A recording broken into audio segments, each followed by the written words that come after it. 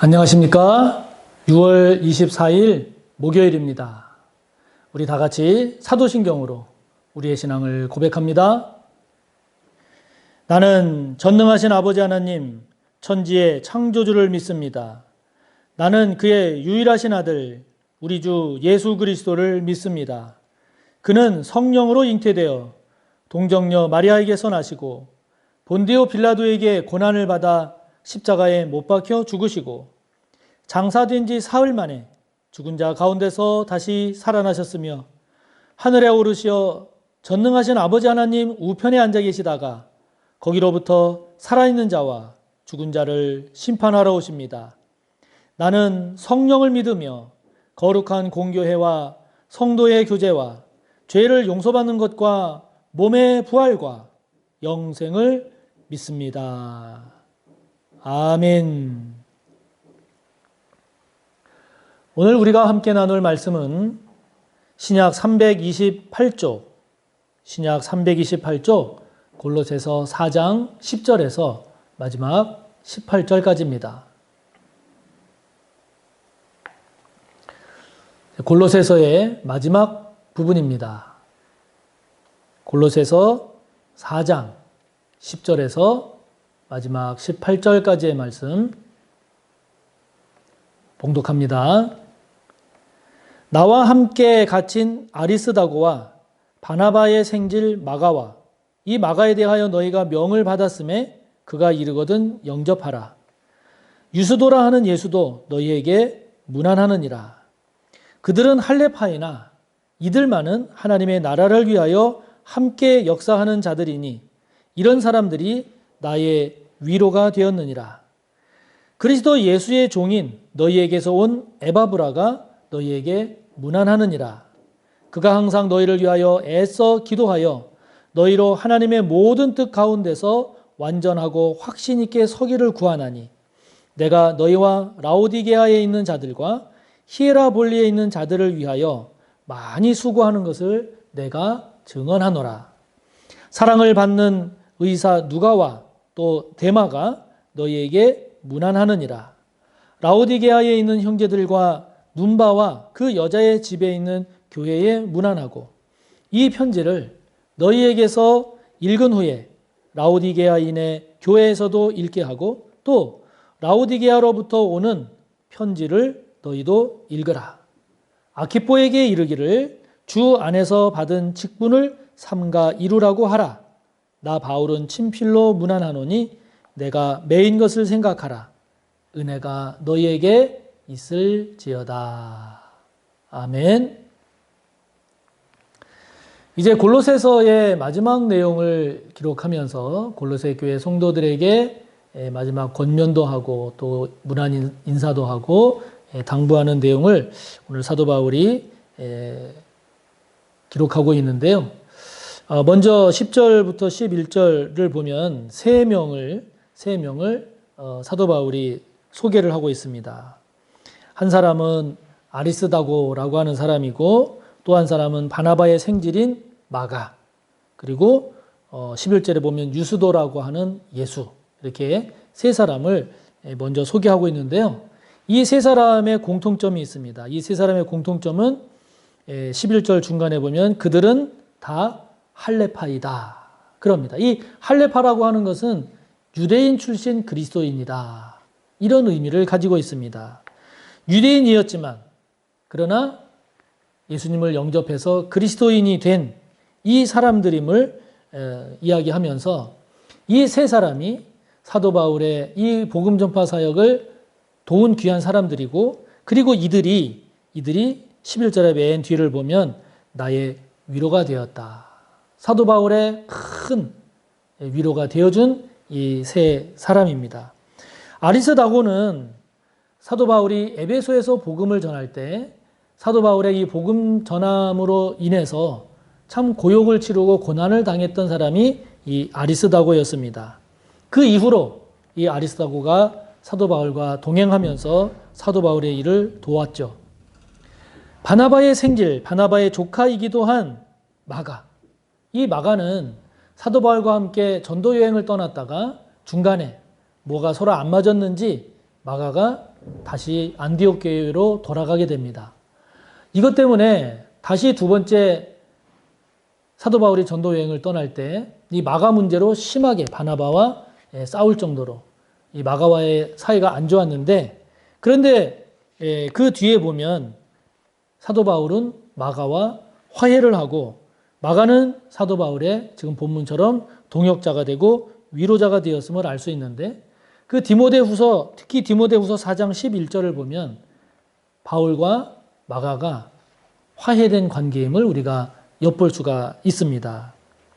이처럼 아리스다고도 그렇고 바나바의 생질인 마가도 그렇고 유스도라고도 하는 예수, 이 사람에 대해서는 뭐 더 자세한 내용은 안 나옵니다만은 이 세 사람 모두가 다 처음에는 유대교였단 말이죠. 아주 유대교 율법에 충실하고자 했던 그런 사람들이었는데, 그러나 주님을 영접하고 그리스도인이 된 사람, 정말 큰 결단을 한 거죠. 큰 결단을 한 겁니다. 그리고 마가 같은 경우에는 사도 바울과 충돌하고 그래서 서로 결렬이 돼서 다른 길로 갔다가 완전히 결렬됐다가 그러나 나중에 다시 화해를 한 그런 사람입니다.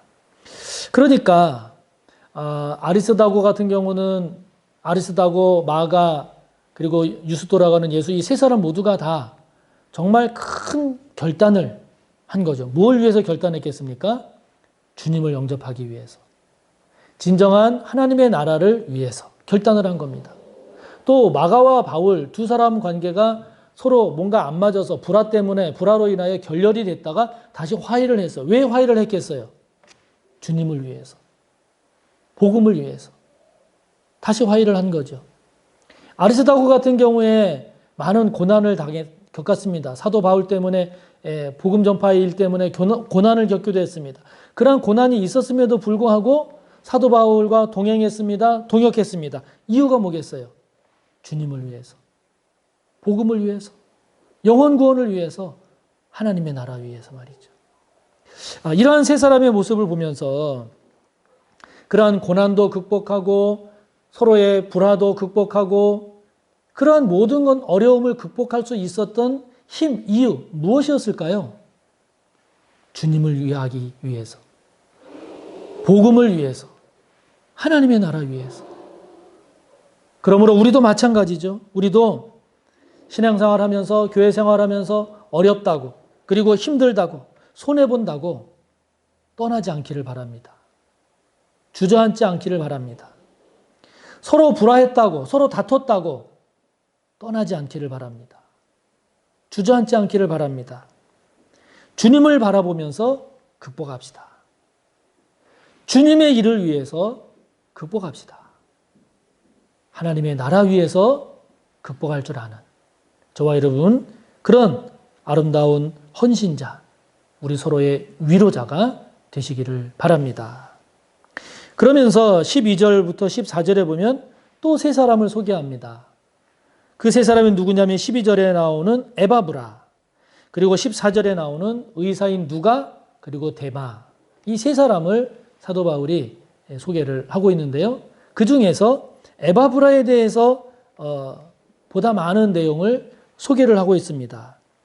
특히 이 에바브라에 대해서, 이 에바브라가 여러분들을 위해서 기도한 것, 여러분들 골로새 교회 성도들을 위해서 기도하고 많이 수고한 것, 그것에 대해서 이 사도 바울이 이 골로새 교회 성도들에게 이 에바브라의 그런 기도와 헌신과 충성과 수고를 이야기하고 있습니다. 그러면서 13절에 맨 마지막에 나오는 것처럼 이 사도 바울이 골로새 교회 성도들에게 이 에바브라가 이렇게 수고했습니다. 여러분들 위해서 기도했습니다. 라고 하는 것을 내가 여러분들에게 증거합니다. 표현합니다. 잘하고 있는 것, 칭찬할 만한 일을 이 지금 사도 바울이 골로새 교회 성도들에게 전하고 있는 거죠. 이러한 모습을 보면서 물론 교회에서도 그런 모습을 이제 종종 보는데요. 어떤 분은 칭찬하는 분은요, 계속 사람을 칭찬을 해요. 그런데 또 어떤 분은 사람에 대해서 부정적으로 말하거나 또는 비난하는 것이 습관이 된 분은 계속 그렇게 하는 것을 종종 보게 됩니다. 물론 저에게도 안 좋은 그런 습관이 또 있겠죠. 있을 겁니다. 그래서 그런 점을 볼 때마다 참 너무나 안타깝고 참 가슴이 아프기도 해요. 그 말하는 것이 틀리다 맞다 이 문제가 아닙니다. 사실은 맞을 수 있어요. 사실대로 말할 수 있어요.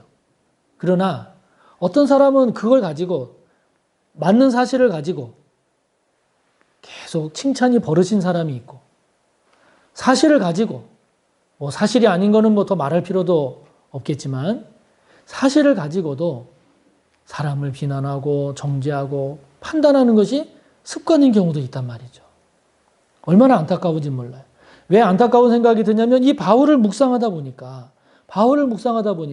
지금 에바브라가 골로새 교회 성도들을 위해서 이렇게 저렇게 기도하고 있는 것, 여러분들을 위해서 이렇게 수고하고 있다라고 하는 것을 이야기하는 사도 바울의 모습을 보면서 저와 여러분도 이런 모습이 되어야 되지 않을까 하는 그런 생각 때문입니다.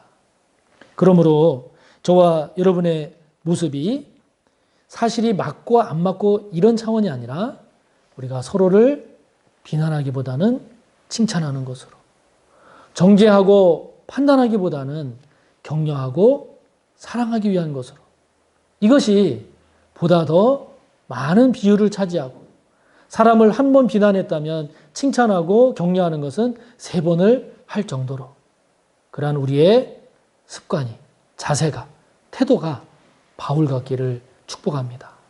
그런 저와 여러분의 모습이 꼭 되기를 바랍니다. 그러면서 이제 마지막으로 15절부터 마지막 18절까지 보면 한마디로 말하면 이 사도 바울은 골로새 교회 성도들을 향해서 서로 교제하고 서로 소통하십시오라고 권면합니다. 그래서 라오디게아에 있는 형제들 그리고 눈바와 그 여자의 집에 있는 교회에 문안하라고 이야기합니다.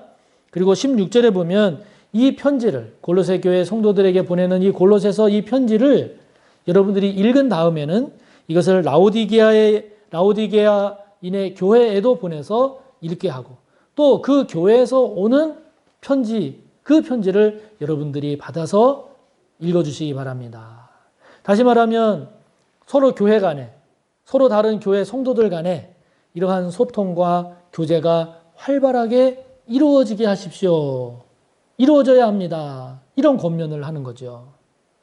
오늘날도 이 소통, 오늘날도 이 관계의 원활함, 이것이 참 중요한 화두이지 않습니까? 참 중요한 화두입니다. 여러분, 이 육체라고 하는 것도 피가 잘 소통되지 않으면, 피가 잘 흐르지 않으면 혈관 질환이라고 하는 아주 위험한 그런 질병을 낳게 되지 않습니까? 사람과 사람과의 관계도 서로가 잘 소통되지 않으면 관계가 삐걱거리거나 단절되지 않습니까? 정부도 그렇지 않습니까? 국민과의 소통이 잘 이루어지지 않으면 국민들 안에 불만이 축적되고 그 축적된 것이 쌓이다 보면 어느 순간에는 폭발해서 정부 자체가 위험해지기도 하지 않습니까? 그래서 이 교제하고 소통하는 이 모습을 참 이렇게 저도 묵상을 해보면서 특히 코로나 시대이기 때문에 더한 그런 경우도 있는데 성도님들과의 소통, 우리 교회 구성원과의 소통, 이러한 소통의 문제가 저에게도 보다 활발하지 못했구나 하는 이런 반성, 회개를 하게 됩니다. 소통이 안 되니까 서로에 대한 마음이라든지 생각이라든지 이런 것들이 서로 원활하게 교류가 안 되고 그러다 보면 문제가 어려워지거나 힘들어지게 되지요. 교육부서에서도 소그룹에서도 서로가 교사와 학생들 간에 또는 성도와 성도 간에 소통이 잘 이루어지고 교제가 활발하게 잘 이루어지는 그런 우리 교회가 꼭 되었으면 좋겠습니다. 그런 저와 여러분이 되기를 힘써 기도하고 그렇게 될 수 있도록 은혜를 구하며 그렇게 되는 저와 여러분이 되기를 바랍니다. 다 같이 주기도문으로 마치시고 또 여러분의 기도를 이어가십니다. 하늘에 계신 우리 아버지, 아버지의 이름을 거룩하게 하시며 아버지의 나라가 오게 하시며 아버지의 뜻이 하늘에서와 같이 땅에서도 이루어지게 하소서.